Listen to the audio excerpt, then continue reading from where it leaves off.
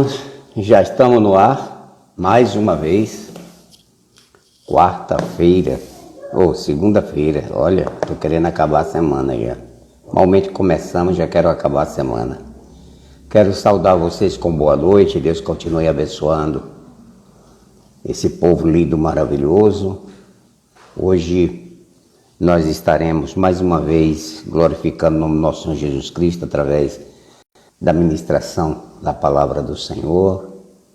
Hoje nós temos uma pessoa, um amigo, um pastor, colega de trabalho, pessoa muito excelente, um bom amigo, pastor Wellington, vai estar ministrando esta noite conosco.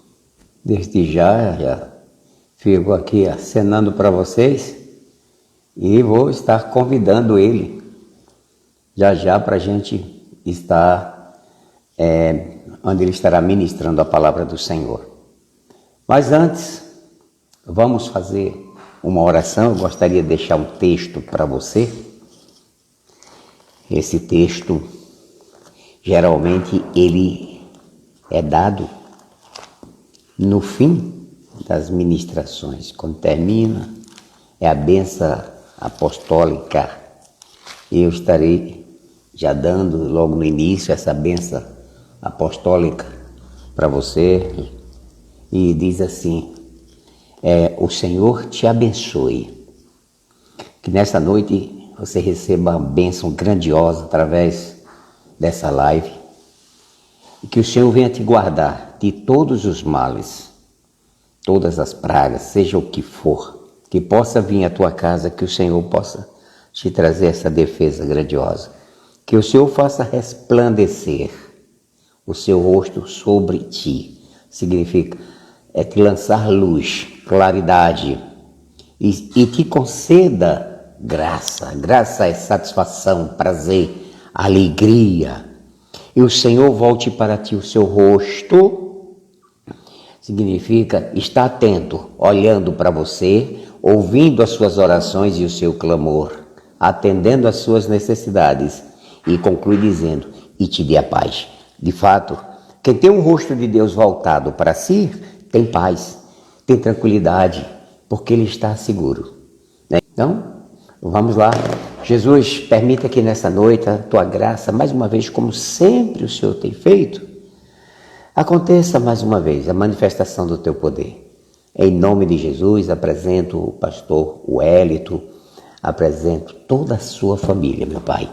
Que a graça do Senhor seja na vida deles, que o Senhor esteja sempre abençoando esta família, a sua saúde, seus projetos, em nome de Jesus. Abençoa a igreja, abençoa esses irmãos que estão entrando aqui conosco nesta noite, que a paz do Senhor seja com todos. Amém. Então vamos lá, vamos convidar. Já estou fazendo o convite para que ele esteja conosco. Rapaz, é um prazer, meu filho. Boa noite. Como é que vamos, meu filho? Tudo bem? Boa noite, pastor Antônio, toda a igreja Alzana, graça e a paz, tudo da paz. Fora esse tempo aí, né? Pois é. Rapaz, é muito bom te ver. Muito bom te receber aqui. Muito obrigado por você ter aceito. Ter você nessa noite é motivo de muita alegria para nós. Eu sei que a igreja já estava ali aguardando, porque nós já anunciamos, né?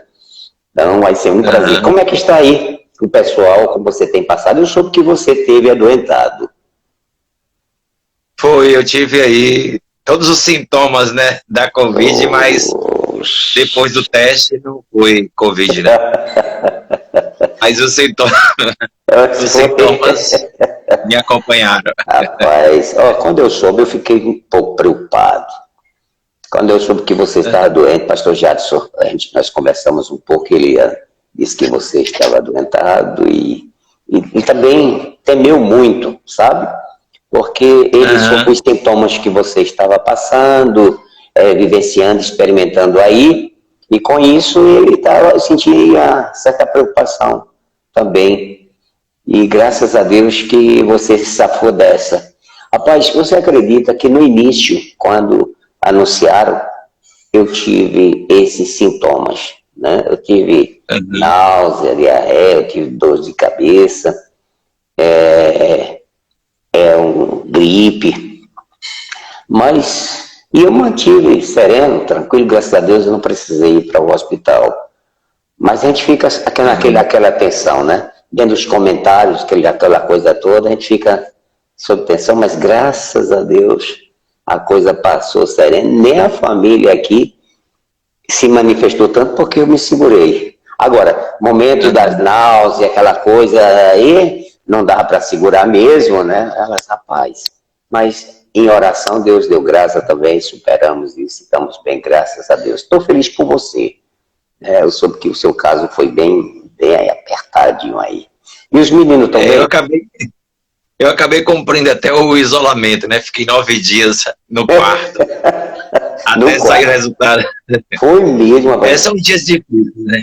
Esses momentos que nós estamos vivendo, se a gente não olhar com o olhar da janela profética, a gente age como um brasileiro comum, né? Mas quando a gente conhece a palavra de Deus, Jesus disse, quando vocês virem estas coisas acontecerem, levantai as vossas cabeças, porque a vossa redenção está próxima. E a gente sabe que tudo isso está se afunilando para algo que a Bíblia diz que é preciso se realizar, né? A gente tem que clamar a Deus por misericórdia e tudo, mas a gente sabe que a história, ela não é cíclica, ela está caminhando para um fim. E Jesus disse que quando a gente vê algumas coisas acontecendo, não era para desesperar. Perfeito. Justamente. Rapaz, a gente vê esses sinais aí, eu entendo. Rapaz, esses dias eu me veio uma coisa assim, até eu soltei na igreja ontem, quando eu ministrava. Rapaz, por um instante eu tive uma sensação, sabe? Quando eu estava lendo, que alguém perguntou quando seria o fim dos tempos, aí você vai ver que lá em Mateus, capítulo 24, vem uma lista. E aí, por fim, Jesus ele ainda diz, ainda não é o fim, é o princípio das dores. Vem guerras, né? Rumores de guerra. Sim. Pai contra filho, filho contra pais, e aquela coisa toda. Só que ele dá um deixa forte. Agora, quando vocês observarem que o altar está sendo profanado, essa pausazinha, é como se ele dissesse, agora daí não vai ter hora, não vai ter tempo. A qualquer instante. E aí eu vejo como hoje o evangelho está sendo divulgado. E a Bíblia diz assim, Paulo diz na carta aos Romanos capítulo 12, versículo 2, diz, não vos conformeis com esse mundo, mas transformai-vos pela renovação do vosso entendimento. Né? Aí você veja que em muitos ambientes, muitos lugares evangélicos, as igrejas, eu tenho observado que o trato com a palavra de Deus e como as coisas estão se processando, está ficando muito banal. O mundo está, sabe, nivelando, a igreja está nivelando-se com o mundo. As coisas estão se nivelando. E eu paro assim, meu Deus, isso vai acontecendo tão lentamente, sabe?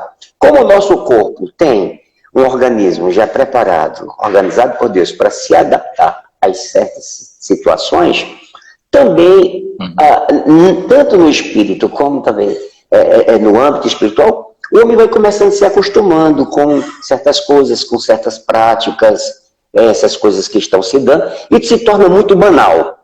Não tem problema não, porque fulano faz, ciclano faz, todo mundo está fazendo, está entendendo? E a gente vê que o altar, ele não está mais como era, como deveria ser, melhor dizendo, porque a maneira que as pessoas se colocam no altar, como se prega no altar, como se porta diante do altar, como se veste para estar diante de Deus, para se ministrar, tantas coisas que se você fizer uma lista, digo, meu Deus, eu tenho a impressão que Deus entristeceu. Aí eu disse assim, como Deus fez umas cordazinhas, pegou um cinzal, fez umas tranças e fez uma corda e chegou lá no templo quebrando todo mundo, batendo, empurrando, chamando, que a casa estava virando casa de comércio, aí eu fico pensando, coisas parecidas, de uma maneira muito sutil, hoje, isso acontece no nosso meio também, se avaliar. As coisas estão muito, muito chegado a essa coisa aí. Então eu digo, meu Deus, eu acho que Deus, é como se Deus hoje, ele não usou o chicote, ele é outra estratégia, em um outro tempo, mais atualizado, mais avançado, ele agora usou uma outra estratégia. Diz, olha, eu não quero mais ninguém dentro da igreja, sai todo mundo, tá bom, vão para suas casas, fica, olha, vão se santificar, vão se purificar, vão pensar, vão melhorar a vida de vocês para depois voltar para o altar de novo. Essa foi uma sensação que eu tive quando eu entrei no templo, sabe? Que você vê uma de cadeiras vazias, aquela coisa, meu Deus do céu, que coisa. Bom, são certos sentimentos, pensamentos que se vêm na alma da gente. Desde o Antigo Testamento, quando Deus escolheu a nação, né? Porque Abraão, a Bíblia diz que ele era um idólatra também. Sim, Deus quando chama, né, um homem, uma família, um clã, uma tribo, e depois vai virar uma nação. Uma das coisas que Deus ele pediu foi exclusividade. Deveria ter distinção, né, deveria ser distinta de todas as outras nações. Lá em Gênesis 12 ele muda o método, ele não trabalha mais com as nações, então ele chama uma para abençoar as outras, né? Em ti serão benditas todas as famílias da terra. Então, aquele povo tinha que ser um povo distinto, tinha que ser um povo diferente. Mas a gente sabe que Israel falhou nesse mandado, porque até na questão do rei mesmo, quando eles pedem um rei, eles querem um rei porque os outros povos têm um rei. E foi tudo que Deus disse para que eles não fossem, né, iguais. O Senhor queria uma nação para que aquela nação fosse luz para os outros povos, mas eles quiseram ser iguais. Então, não é na nossa semelhança que a gente vai mostrar o Senhor, é justamente na nossa diferença, né? Nós continuamos sendo o sal e a luz. Se o sal perde o gosto e a luz não brilha mais, qual é a diferença? Não tem diferença. Não tem. Então, nós não somos chamados para agir de forma igual, né? Se alguém está em Cristo, nova criatura é. Justamente. E aí, a gente pode observar em muitos lugares, muitos evangélicos, eles não estão fazendo diferença, eles não têm, assim, uma postura, um linguajar, atitudes que possa testificar com a Sagrada Escritura.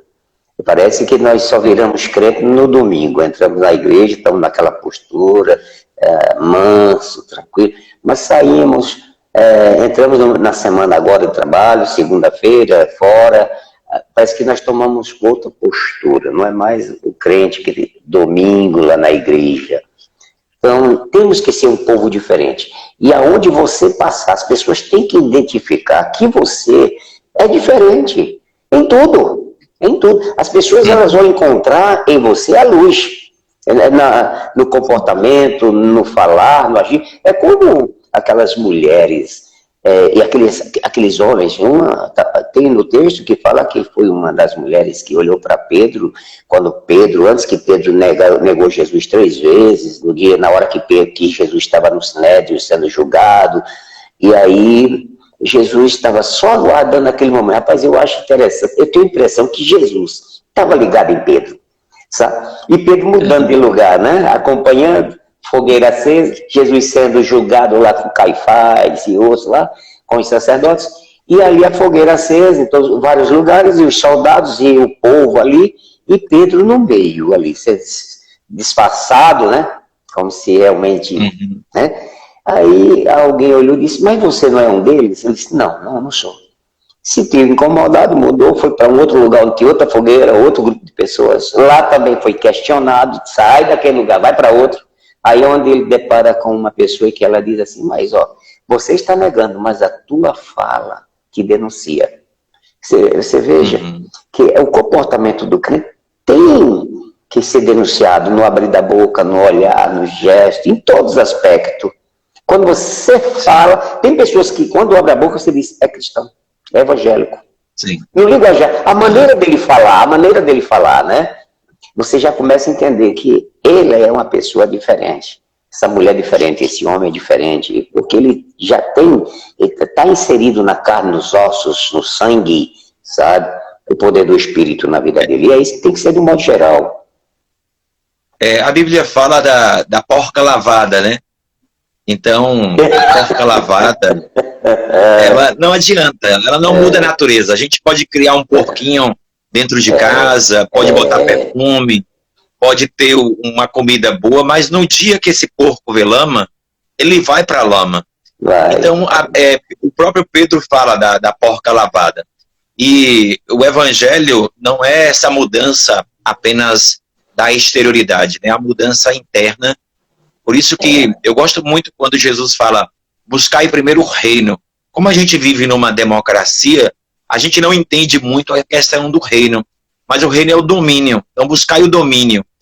Deixe Deus dominar você. Em primeiro lugar, deixe Deus dominar.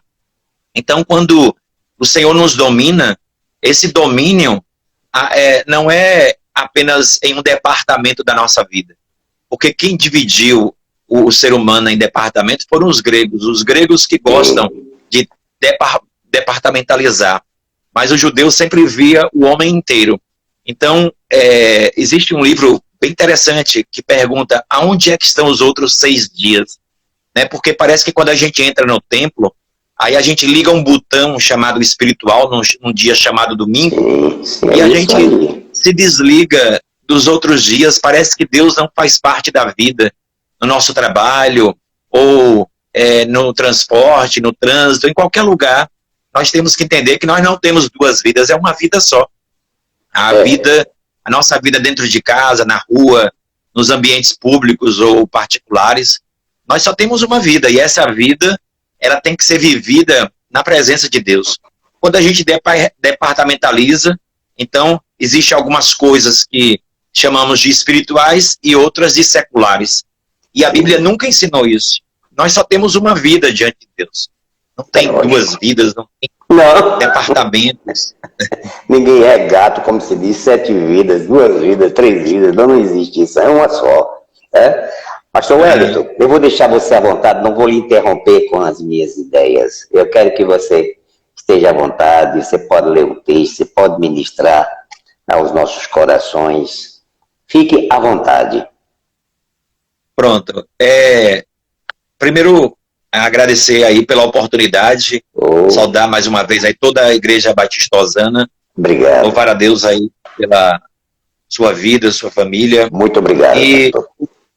O texto, pastor, que o senhor colocou no meu coração é Mateus capítulo 9, versículo de número 17. Jesus diz assim, nem se põe vinho novo em recipiente de... Meu Deus. Meu Deus. Não se põe vinho novo em recipiente de couro velho.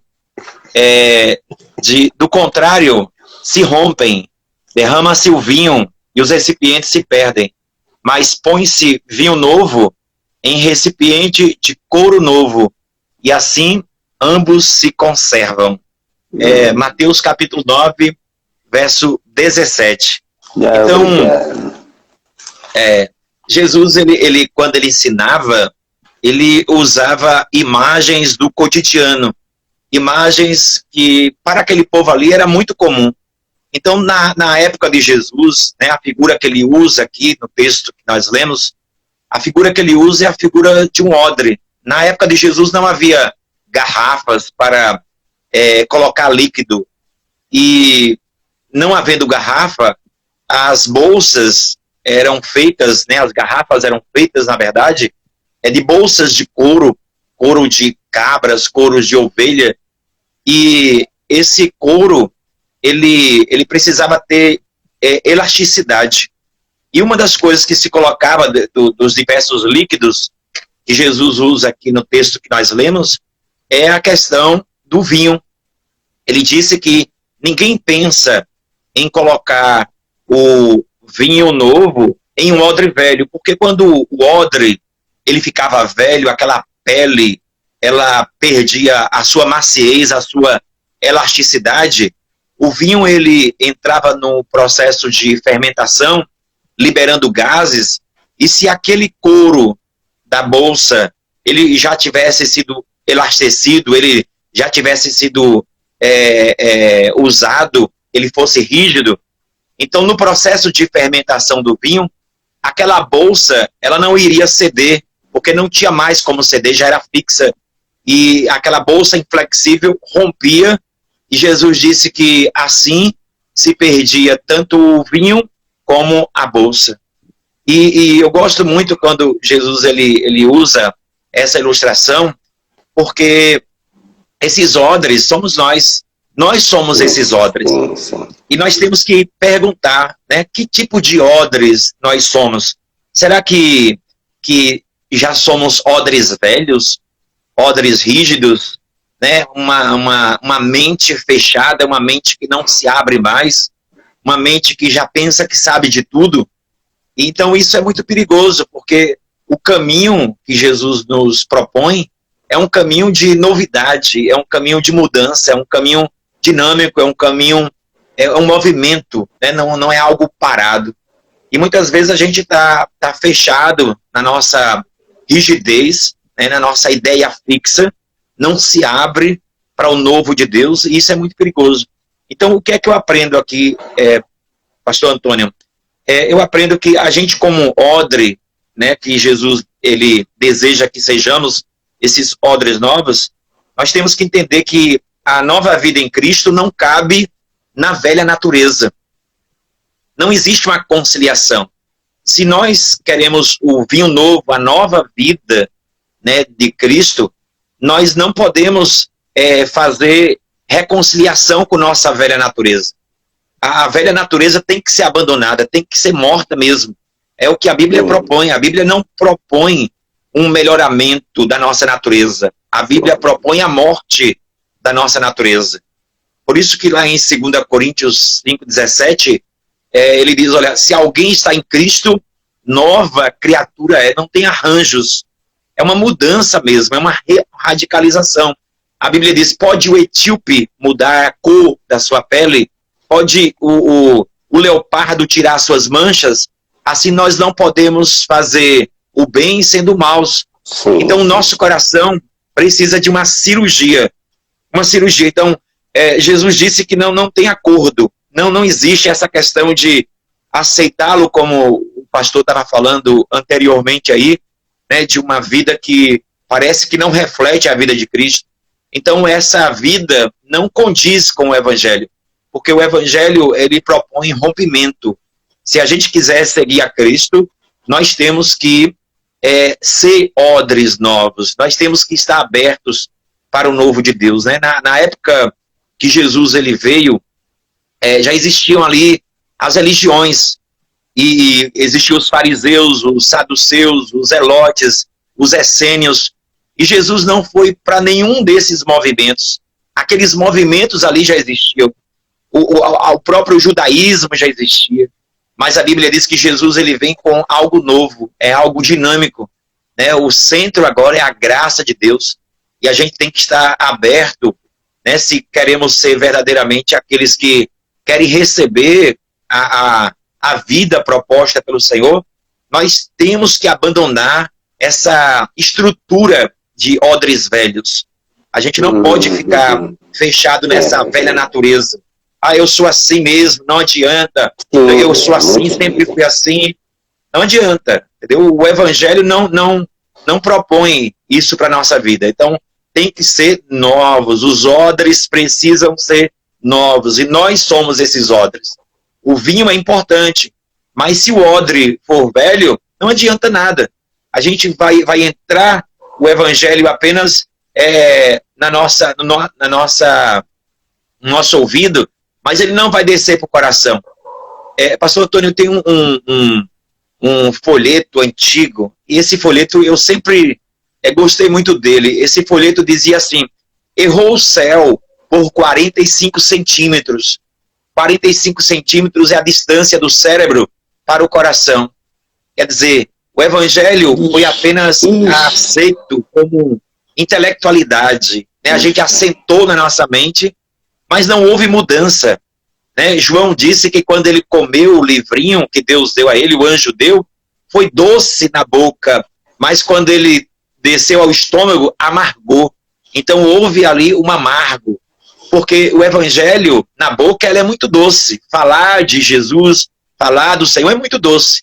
Agora, quando você deixa o evangelho descer, o evangelho virar carne na sua vida, que essa é a proposta, né? É a palavra virar carne em nós, a gente ser o que Paulo disse que somos chamados para ser a carta de Cristo. Sim, a carta, sim. se eu sou carta, Sim. a carta passa uma mensagem. Sim. Então, qual é a mensagem que eu estou passando? O que é que as pessoas leem na minha vida? Porque a pessoa que não tem a Cristo, a Bíblia dela somos nós. Nós somos a Bíblia dela. A caligrafia escrita em nós tem que ser a do Espírito. Então, eles precisam ver em nós, eu sou a carta de Cristo. O apóstolo Paulo fala sobre isso. Então, se eu sou carta de Cristo, qual é a mensagem que as pessoas estão vendo em mim? Então, Jesus, quando ele vem não para remendar, né? Logo após ele usar a figura do odre, ele vai usar também a figura do remendo. Não se coloca remendo novo em roupa velha. Então, assim, a proposta do evangelho não é o melhoramento.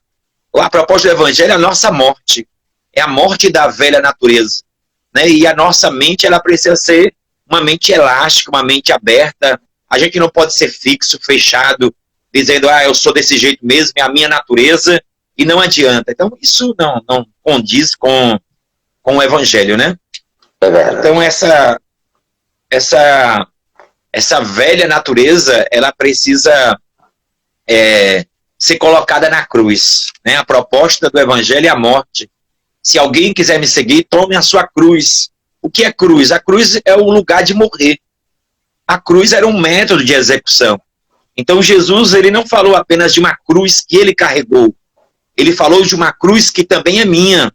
Existe uma cruz que é minha. Tome cada dia a sua cruz. É verdade. Essa é a cruz do discipulado. O discipulado tem um preço, a salvação é de graça. Mas o discipulado tem que ter a negação. Todos os dias a gente tem que morrer para a nossa própria vontade, para a nossa própria natureza. Então, voltando ainda para essa questão do odre novo, a gente tem que entender também que a gente, como odre novo, além de entender que não existe conciliação com a velha natureza, a proposta realmente é uma vida nova, nós temos que entender também que nós temos que estar abertos, além da conversão. Não é só quando a gente se converte. Nós temos que estar abertos para novos movimentos repetidos do Espírito. Porque o vinho, quando ele começava a fermentar, ele liberava aqueles gases e se aquela bolsa fosse rígida, então ia estourar. Nós precisamos estar abertos também assim para os movimentos do Espírito. Né? Por exemplo, agora, nesse tempo aí, a igreja, ela é o odre.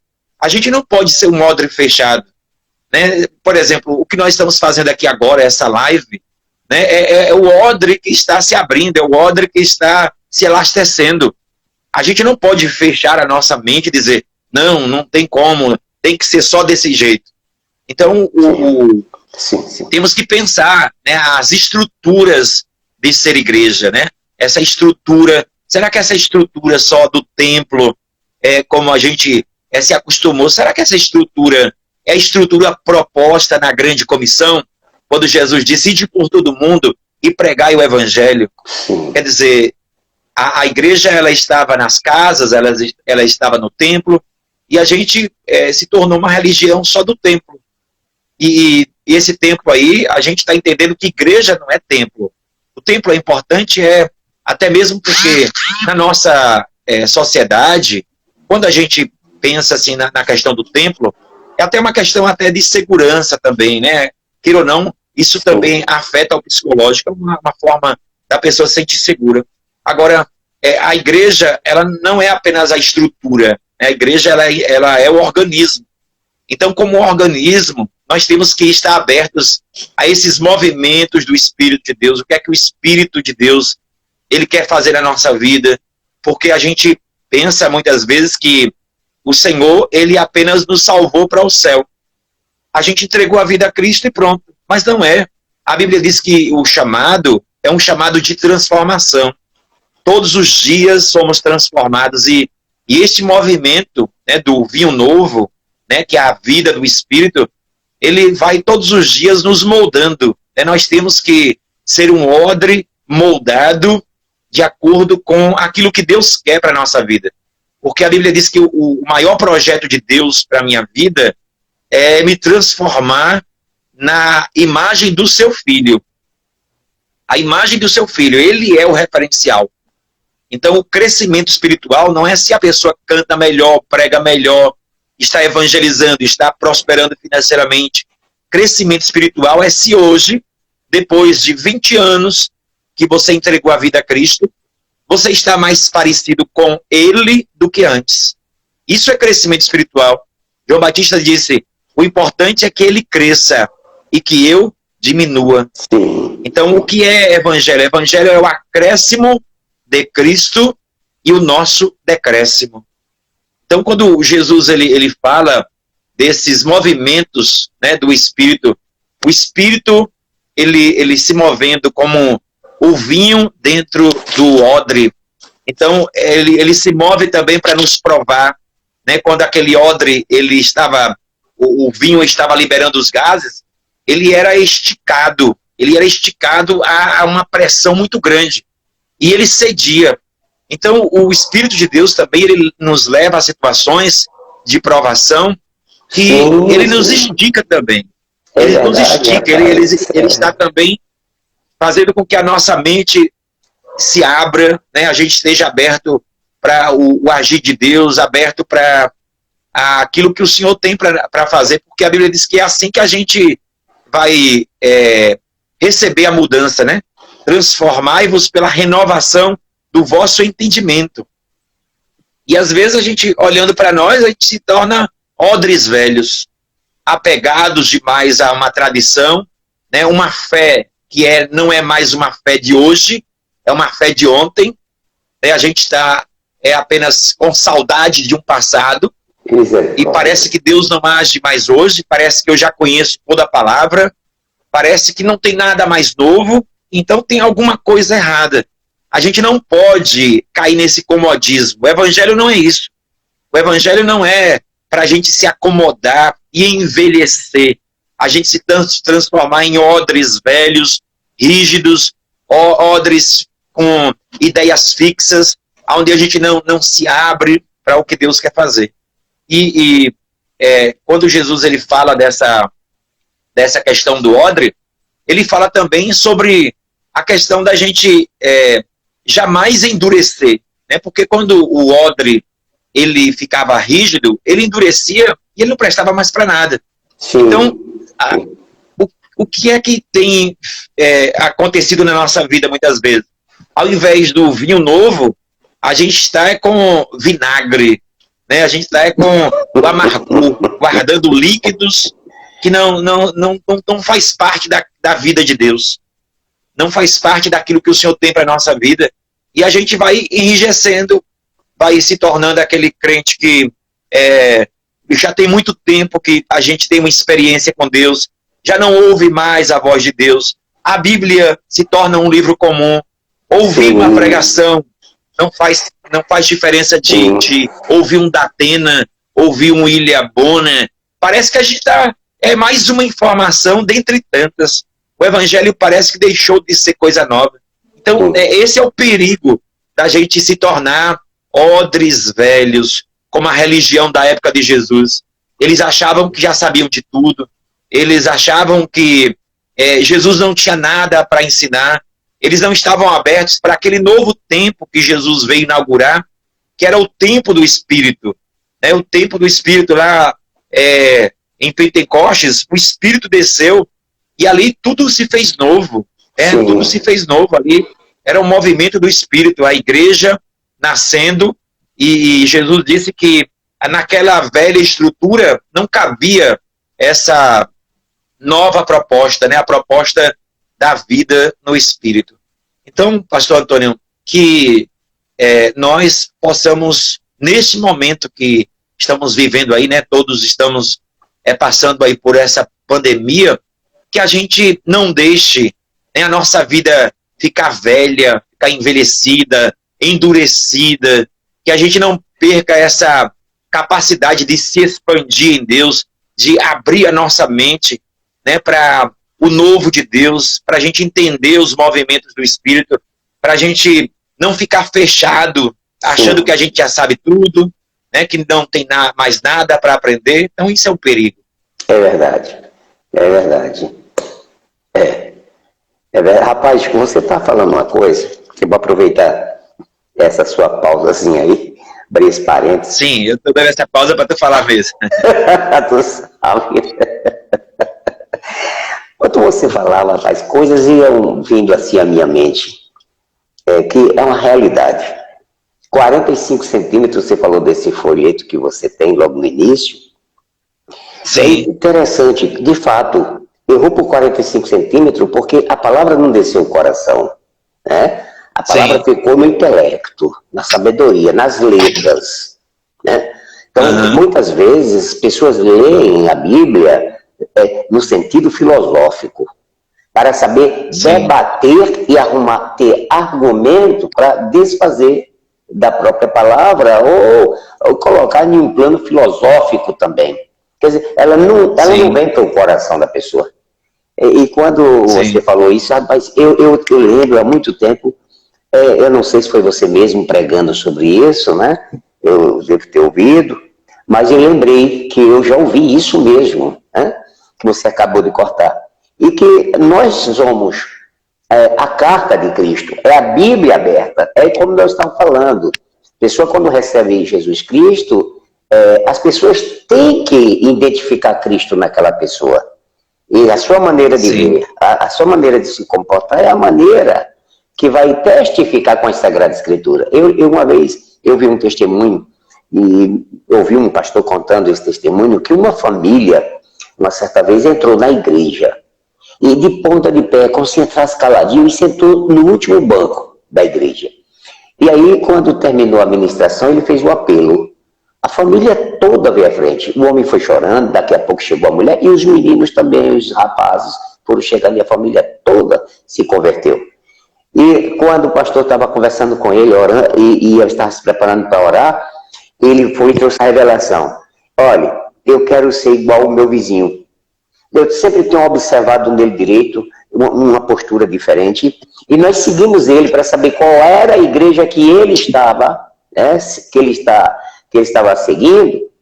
A nossa intenção é ver o que essa igreja fez por ele, e eu quero viver como essa família vive. Quer dizer, é isso aí. É você fazer com que as pessoas tenham interesse pelo Evangelho, pela maneira que você conduz, que você vive. Uma outra coisa interessante é que você está falando é porque o Evangelho está enrijecido, ele está acomodado. A igreja hoje ficou entre quatro paredes. Ela não está desenvolvendo. No período da diáspora, o que os judeus se espalharam, né, pelas nações, foi o momento que o Evangelho cresceu, que eles saíram divulgando. Até esse momento aí eu penso que é que Deus está fazendo coisas novas aí, né? Né? Por conta dessa pandemia aí. E sobre o odre que você está falando, outra coisa que me traz assim algo forte, é que o odre ele recebe pressão. O crente, ele mesmo, o homem de Deus, ele recebe pressão, mas ele não desiste. Ele nunca está cobrando. Se Deus não me deu, se isso não aconteceu na minha vida, se esse milagre não se deu, ou porque perdeu um ente querido, ou teve um prejuízo, e achar que botar a culpa em Deus, e ele romper com o Evangelho. Então, o odre novo, ele é flexível, ele estica mesmo, ele aguenta pressão, mas ele não explode, ele não rompe, ele está ali em Cristo Jesus. Esse período difícil, e vai vir coisas mais por aí pela frente, porque o Evangelho não promete nada, vai dizer, não, você vai ter coisa, não. Olha, vai ter esse momento que nós vamos entender, é o princípio das dores, momentos difíceis estão por vir por aí. O Evangelho não está prometendo muito glamour, nenhum, mas aqueles que estão em Cristo Jesus vão ter uma paz. Um texto que tem em Apocalipse capítulo 1, versículo 3, que me traz uma tranquilidade, e também vejo que provavelmente estejamos vivendo agora esse período, é Apocalipse capítulo 1, versículo 10. Eu creio que é esse texto aí, 1:10. Eu conferi, É capítulo 3, melhor dizendo, capítulo 3, capítulo 1, 10, 3, 10, diz, visto que, olha bem, que ele diz assim, ó, visto que você guardou a palavra da minha perseverança, eu também vou te guardar desta hora da tribulação. Então, eu entendo que, mediante esse texto, esse capítulo 3 de Apocalipse, versículo 10, eu entendo que a perseguição, uma tristeza, uma perturbação vai vir em todos os lares, porque está escrito. Eu vou ler como está na íntegra aqui. Visto que você guardou a minha palavra de exortação, seja da perseverança, de orientação e perseverança, eu também o guardarei da hora da provação, que está para vir sobre todo mundo, todo mundo. Hoje nós vivemos uma coisa que é geral, é mundial, sobre todo mundo.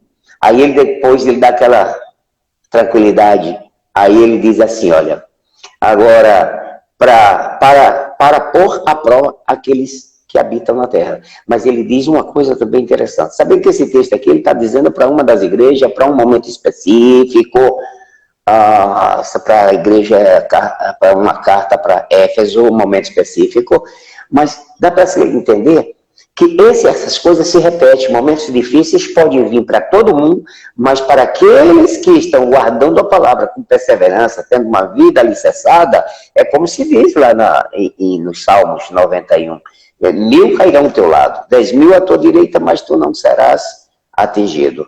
Não é verdade? Por isso nós temos que estar firmes nesse evangelho. Eu sempre digo assim, olha, Deus como Criador, todos nós somos irmãos. E existe uma graça comum. A Bíblia fala que a chuva cai sobre bons e maus. Agora, Deus como Pai, nós não somos irmãos de todo mundo. Deus como Criador, todos nós somos irmãos. Deus como Pai, nós só somos irmãos daqueles que entregaram a vida a Cristo. Perfeito, perfeito. Então, o Senhor não nos trata como criaturas. O Senhor nos trata como filhos. Existe uma graça sobre os que entregaram a vida a Cristo que não é a graça comum, é uma graça especial. Eu não trato meu filho como eu trato outros. Então, em meio a tudo isso, há diferença. Malaquias disse, e vocês vão ver a diferença entre o que serve a Deus e o que não serve. Perfeito, perfeito. Então, existe uma graça comum sobre nós. Né? Quando Jesus ele fala ali sobre não andar ansioso, aquela palavra não é para quem é criatura, é a palavra para filho. Existe uma palavra que é só para os filhos. Não sou criatura de Deus apenas. Eu sou filho. Não sou irmão de todo mundo. É verdade, é verdade. E aí eu vejo um caminho a trilhar para receber esse título de filho. Quando você... João 8:32, conhecereis a verdade. Só pode haver uma mudança quando você conhece essa verdade. Quando você conhece a verdade, aí você tem que viver o que está escrito lá em Mateus capítulo 10:32.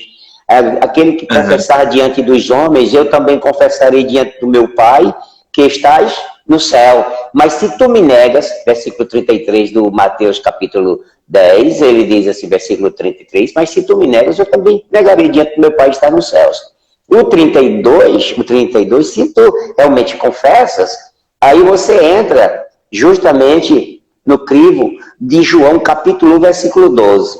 Porque você o recebeu, porque você creu, agora se torna filho de Deus. É nesse processo que nós saímos da posição de criaturas para filho, rapaz. É lindo. Tem que nascer de novo, né? Tem que nascer de novo. Tem que nascer. Nascer de novo. Tem que ser diferente. Se não nascer de novo, então, conhecer a Deus não é genético. Então, eu sempre digo assim, olha, se a gente nasce 2 vezes, a gente só morre uma. Porque eu nasci a primeira vez do meu pai e da minha mãe, nascimento biológico. Sim. E eu nasci a segunda vez. Vou morrer uma vez só. Né? Essa morte natural. É verdade. Agora, se a pessoa nasceu uma vez só, ela vai morrer duas vezes. Se ela nasceu apenas do pai e da mãe, se ela não nasceu de Deus, um novo nascimento, ela vai passar a morte física e depois a segunda morte. A segunda morte. É muito sério. Ele vai experimentar a segunda morte. E é justamente nesse capítulo 1 de João, depois versículo 13, que ele diz: vocês não nasceram da carne, mas do Espírito. É justamente esse segundo nascimento. Quem não nascer no Espírito, esse vai experimentar a segunda morte. Sabe por que eu faço uma avaliação sempre? Eu estou colocando um termômetro constantemente em mim. Termômetro. É para saber o nível de espiritualidade, de estabilidade que eu estou em Cristo Jesus. Suponhamos que chegasse o anúncio, algo deixasse bem claro que Jesus está chegando agora, é o último dia, é o julgamento. E agora, estamos preparados para esse dia? Nós estamos preparados, e a lei dizia assim, e temos a capacidade de olhar para Cristo com o dever cumprido como cristão. Mateus, capítulo 28, versículo 19, o ID, né? A grande comissão, nós estamos inseridos nisso. Rapaz, ultimamente eu tenho tentado levar a igreja a entender esse mistério. Que nós precisamos levar o evangelho, pregar aos nossos vizinhos, falar para os nossos amigos. Se possível, abra sua casa, faça culto, uma reunião com o vizinho, com o amigo, com o parente. Foi assim que eu fui alcançado, né? Quando o pastor Jadson, ele na época era seminarista e ele era ministro da família. Ele sempre arranjava um motivo para evangelizar a minha família. Ele reunia os casais na minha casa. Eu aceitava que era primo, eu amava muito, fomos criados juntos, desde adolescente, de criança. Então, todo o tempo nós morávamos juntos, aqui na Leolinda Bacelar, depois fomos para a Cidade Nova uns anos atrás, depois voltamos, nunca moramos distantes, sempre juntos. Eu creio que ele sentiu na responsabilidade de não me deixar fora, né, dessa glória tão maravilhosa que é a presença de Deus. E não só foi uma reunião, muitas reuniões. Eu aceitava ele, não pelo que ele poderia falar ou pregar, pelo Evangelho, porque todo mundo diz, eu já tenho Cristo, mas não sabe como viver com Cristo, não sabe como servir a Cristo. Você quer ter Cristo, mas é o seu modo, né? E aí foi nessa que eu fui aprendendo realmente quem é Cristo e como servir a Cristo, entender a palavra, os mistérios de Deus. E é isso que nós temos que fazer. Com essa minha experiência, eu tento passar a igreja, induzir as pessoas, vamos fazer isso, vamos alcançar. Você não sabe a satisfação hoje, a alegria que eu tenho de ser o que sou hoje. Agradeço em primeiro lugar a Deus e o Espírito Santo de Deus ter usado ele. Porque o que seria da minha vida hoje, da minha família, se eu não conhecesse? Que tipo de caminho nós estaríamos trilhando? Então, muitas famílias hoje estão trilhando caminhos pervertidos, tenebrosos, porque faltou determinação na vida dos cristãos, daqueles que estão morando vizinho a ele, dos parentes, dos amigos. Nós estamos omitindo. Omissão é pecado. Omitindo essa verdade. Não é verdade? Temos que ir lá, temos que falar, temos que induzir. Se Jesus, você soubesse que hoje Deus estaria te chamando, hoje é o dia do arrebatamento, hoje é o dia do julgamento, eu pergunto, o que é que eu tenho feito para merecer tamanha glória? Tenho que continuar trabalhando, é como Paulo diz, deixo-me esmerilhar, quer dizer, destragar, desgastar, porque ele, quando ele chegar na presença do Pai, ele quer ter a coragem, a habilidade de poder levantar o rosto, se é que nós podemos fazer isso, olhar tão grandiosidade e a grandeza de Deus, mas se pelo menos ter a sensação de um dever cumprido. É como Paulo diz assim, combati o bom combate e guardei a fé, né? Uma coisa assim, me falta agora a memória.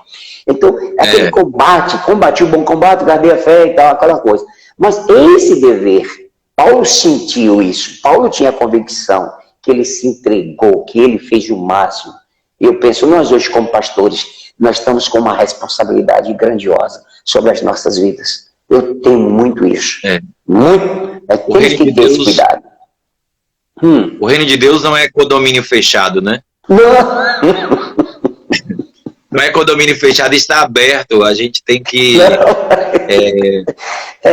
a gente tem que entender isso, né? Que tem muitas pessoas, tem muitas pessoas que não conhecem o Evangelho e não conhece, não é apenas questão intelectual, né? Porque o apóstolo Paulo ele disse que ele sentia até dores de parto até que Cristo pudesse nascer. Né? E Deus pergunta lá para o povo de Israel: vocês não sentiram a dor de parto e querem dar luz aos filhos? Quer dizer, evangelizar tem a ver com luta também, uma luta espiritual. Porque as vidas o Senhor comprou, elas pertencem ao Senhor, mas elas não sabem disto. Elas estão nos seus cativeiros, né? E a Bíblia diz que Jesus ele veio quebrar o cativeiro. É verdade. E evangelizar é você dizer àquela pessoa que está numa prisão, onde o cadeado está aberto e ela não sabe. Diz, olha, o que é que você está fazendo aqui? Não, eu estou preso. Mas Jesus já quebrou a cadeia. Então tem que anunciar. Né? A Bíblia diz que é o ano aceitável do Senhor, né? O ano da libertação.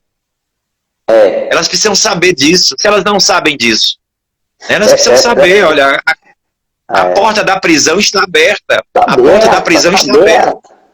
Tá aberta. Você já viu aquele elefante, a história do elefante? Ele é criado com a corrente, né? O tempo todo lutando para se defender. Aí depois os anos passam, aí já fica velho, aí coloca uma cordinha frágil, a corda até apodrece, ele mexe em todas as patas, menos aquela, ele não acredita. Então o povo está assim, como o grande elefante, com uma das patas presas, achando que está ainda preso, cabe a gente anunciar: vocês estão libertos, Jesus te libertou na cruz. Pastor Wellington, eu fico muito feliz, rapaz, com tua presença. Eu estou sentindo que o nosso horário já está marcando, e se você não se incomodar, nós poderíamos te convidar em uma outra ocasião também para estar conosco, rapaz. Sim ou não? Pronto.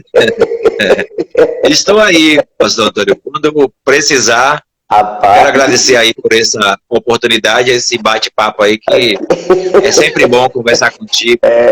Andei um tempo aí juntos no mesmo ministério quando eu lembro. Da Igreja Batista Central. Isso. E eu aprendi muito. Aprendi muito naquela época.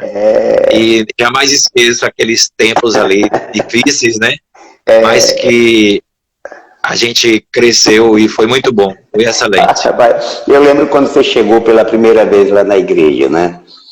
Você veio de Tucano. Você sabe que tem um bocado de gente de Tucano aqui te assistindo aí? Tucano não, rapaz, Cícero Dantas. Até de Cícero Dantas não é de Tucano não, então eu troquei. É perto. E até por sinal, um colocou assim, quando eu estava na dúvida, a Ileide colocou: acabei a carreira e guardei a fé, na tentativa de lembrar o versículo. É isso aí. Eu tinha concluído, não sabia. Sim. E aí, eu lembro quando você chegou na igreja, né? E aquele menino franzino, rapaz, tu pegou corpo, tu ficou, parece que te esticaram, ficou mais largo, né? Aquele menino franzino, e aí, eu vou pro seminário, aquela coisa toda, numa timidez, e hoje eu glorifico a Deus. Lembra? Eu lembro que quando eu cheguei, aí me levaram lá para aquele Sinai, a sala lá em cima, e tu tava orando. Aí o pastor foi me apresentar a tu, e a gente esperou tu terminar a oração. Quando tu terminou, aí tu olhou para mim e disse assim: você tá chegando agora, né, aqui na cidade. Eu disse: Aí tu disse assim: eu quero dizer para você que as portas não vão se abrir. Eu disse: meu Deus do céu. Eu chegando sem nada, eu tinha R$71 no bolso para estudar.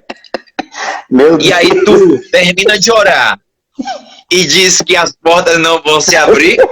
Aí eu fiquei preocupado. Regalei o olho grandão assim. Aí tu disse assim: elas vão se escancarar.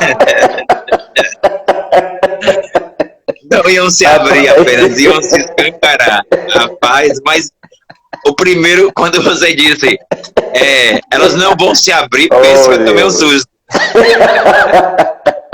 Oh, Jesus. Mas eu glorifico a Deus pela tua vida. Eu tenho visto, rapaz, como Deus tem te agraciado, como você tem crescido em todas as áreas. Você é um modelo em nossas vidas. Quem te conhece sabe muito bem isso, como você tem desenvolvido. E uma outra coisa que nós temos observado em você, é um pastor justo. Suas mensagens são justas. Você prega no cuidado para não sair do padrão. Tem nada para se adivinhar, nada para buscar, nada eufórico, mas uma coisa verdadeira, sincera, segura, sabe? Você tem um cuidado mesmo de passar palavra pura. A gente tem observado isso em você. E eu glorifico a Deus pela tua vida. O que Deus tem feito na sua vida é coisa grandiosa. E por isso eu sou feliz pela tua vida. Nós somos apenas mensageiros, né? É verdade. Pastor Antônio? A gente não é dono da mensagem. É verdade. A gente não é dono da mensagem. A mensagem, o que é que cabe ao mensageiro? O mensageiro tem que ser fiel à mensagem. A mensagem. Então, o que eu procuro, na verdade, é ser fiel na exposição das Escrituras, né? Sou um expositor da palavra e me alegro muito por isso, porque não vem de nós. É o Senhor que nos chama para isso. Você é aquele que é o portador, o leiteiro, mas você não altera o leite. Já viu pessoas que vendem leite dentro de um barril de leite? Uma aguinha.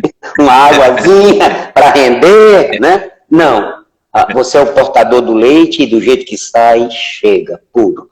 Então, Deus continue te abençoando nessa caminhada sua, nesse seu ponto de vista, como você aumentei. Temos observado que você é um homem alicerçado, um homem de Deus. Glorifica a Deus. Rapaz, o que eu acho, que eu vejo um encanto na Igreja Batista Central, porque são uma turma tudo daquele tempo, né? Pessoal alicerçado, pessoas firmes, pastores, homens e mulheres de Deus que Deus tem levantado naquele lugar. Eu fico encantado. É por isso que a igreja tem crescido. E ela já tem um nome profético, Central. É o eixo que está no local estratégico da cidade, né? E por isso você é um desses pastores que Deus colocou como coluna. Deus te abençoe, meu filho. Deus seja contigo. Deus abençoe. Um abração aí também para toda a igreja Osana aí. Uma igreja que eu também acompanhei os primeiros passos dessa igreja e fico muito feliz por vocês serem um sinal de Deus aqui na cidade. Deus abençoe, pastor Antônio, a toda a sua família. Muito obrigado aí pela oportunidade. Ok, obrigado. Então nós já estamos encerrando, porque eu estou sentindo, já temos 19 segundos, parece que estamos encerrando em cima do horário. Então, que a graça de nosso Senhor Jesus Cristo, que o amor de Deus e a comunhão do Espírito Santo seja presente na vida de cada irmão. Senhor